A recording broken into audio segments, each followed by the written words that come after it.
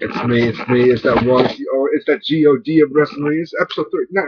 Scott TV, WGTV presents greatness about to be shown. But anyways, people, let's just get to it. TNA just ended. Why should I care? I mean, TNA has been good recently. Hulk Hogan ruins everything. I'm sorry. I appreciate what Hogan's done for the business, but I just don't like Hogan. Anyway, we kick off the show. We're live from Cleveland, Ohio. The show was, they called it Must Win Thursday. It was based on the Bound for Glory series. Bully Ray and Aces 8 head down to the ring. Bully say he's in a bad mood because Devon lost the match. He wants answers from the brothers of Aces and Eights. Each member says they don't know. He forgives them. He says he was disappointed in Devon. Devon will always be his sidekick. Bully gets Tito or T's own cut and pisses Mr. Anderson off. He gets in Bully's face, and Bully shows him the boss. Blah, blah, blah, blah. Basically. Bound for Glory series match. We have Kazarian versus Jeff Hardy. Jeff would win with the Swanton. He'll get 7 points in the series. Then we see a number contender, 2 out of 3 falls count match for the Knockouts title. ODB versus Gail Kim. First fall, Gail Kim would win with a single leg crab. The second fall, ODB would win with a roll up. Then ODB would win the third fall with a single leg crab. So Mickie James is the number one contender for the Knockouts title is now that one dirty bitch ODB. Then we would hit Main Event Mafia, Sting, Rampage, and Samoa Joe coming out the ring. Magnus was, I can't remember why he was there. I think he was overseas. They start talking. Rampage starts talking about Tito Ortiz. Well, who cares about MMA? Should not be in professional wrestling. I'm sorry, I'm going to say it.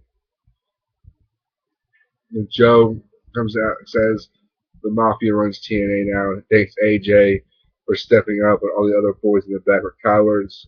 Sting asks AJ to join the Mafia. AJ comes out, says he appreciates everything. He appreciates the Main Event Mafia. Tells him to leave though. He would not join the Main Event Mafia. He says he's not a suit and tie type of person. He says he did it last week, but now since he's returned, he's all about himself. He says he's better than the best in the world. I think he was saying, "Oh, you haven't seen him Punk there." And it seemed like it. And then he screams in the camera, telling Dixie he deserves better. He will be the go-to guy for TNA, and he always has in the past 10 years. Which is leading to a Bound for Glory series matchup. AJ Styles versus Bobby Roode. AJ will the roll up. AJ gets 7 points in the series. Then we see a Bound for Glory series match right after that. A double against Christopher Daniels. Aries win the Brainbuster with 7 points. The match of the night by far. Then we have the Hulkster coming out to a big pop. First week back. It has to get the end of the show. Really? Well, he announced next week there will be one more BFG series matchup. It will be a gauntlet for all 12 participants. The winner of the gauntlet wins 20 points. Now, it is a big deal because it gives you something to look forward to next week, which I do like that. I do like that a lot. But also, next week, get this, next week, you heard me, right? Bully Ray faces Sting for the world title. Okay, am I the only fucking one that remembers Slammiversary? Like, really? Sting lost. You couldn't win a year? Maybe you couldn't win a fucking year? Like, really?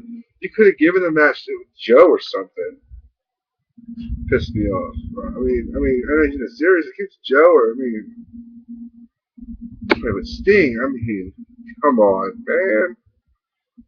And then at No Surrenders for 2 weeks, for those who didn't know, Bully Ray would defend it against a member of the Aces and Eights. Care, really. Now, show we saw a lot of things, a lot of friction between the Aces and Eights and Bully Ray. It seems like we're seeing the downfall. Thank God. I've hated the Aces and Eights since they started. For those who don't know. Also, we're seeing a beginning of a Mr. Anderson face turn, which I'm very excited for that. I'm a big Mr. Anderson fan. I think he's a way better face. He is a heel in TNA. When I say he's a bad heel, I think he has a good gimmick when he's a face. Also, the show ODB and Gail Kim is probably the best women's feuds I've seen in a long, long time. I'm really excited when they wrestle. I actually watched the match. It seems AJ Styles is the most over he's ever been in his career in TNA, which is very cool. Knowing how long he's been there, and speaking the truth tonight, he did. He spoke the truth. I mean, for those who don't know, the top four in the Buffalo Warrior Series standings, you have Magnus at 39 points, Austin Aries, he got 35 points, Bobby Roode at 34 points, Jeff Hardy at 31 points. That was TNA's review tonight. If you guys enjoy it tomorrow, there will be not a SmackDown review. I am sorry for that. Tomorrow I am going to a Legends and Heroes show. This is the second one coming to my city. Um, I will be posting a review on the show. I will post some autographs I got. For those who don't know, Legends and Heroes is something to do. We have a tour of it. Basically, it's coming to my town. I think the three big names are DDP, Jake Roberts, and Shane Douglas. But I hope you guys have a good night. There might be a video tomorrow when I get home.